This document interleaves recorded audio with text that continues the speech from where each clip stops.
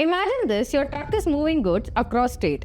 GST is fully paid. An e-way bill is valid.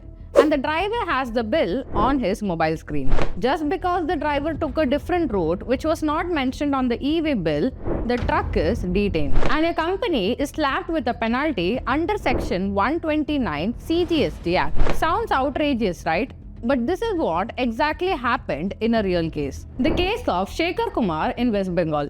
Let's look at that in detail. A truck carrying goods was intercepted by GST authorities in West Bengal.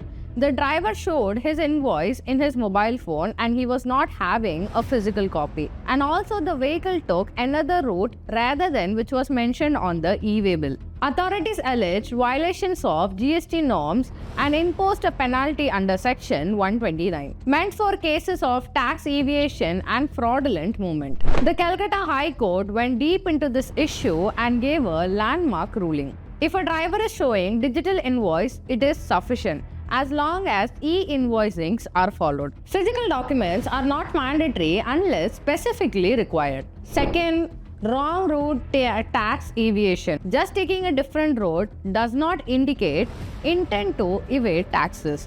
No rule mandates one to specifically follow one route unless diversion looks suspicious. Third one, when taxes are paid and documents match the consignment, there is no loss for the government. Hence, detaining goods and imposing penalties is not justified. And also in the end, the penalties paid by the customer is ordered to be refunded. So if you're in logistics, warehousing or transport, you should remember this. Don't panic if your driver does not have a physical copy as long as they can show it digitally. And also route diversions, not proper routes or also GPS errors does not straightly indicate for penalties. If no tax is evaded and no intent to defraud exists, you are safe under the law. Some real incidents to be shared who have been affected due to this. A textile shipment in Tamil Nadu was detained because they couldn't produce a hard copy invoice.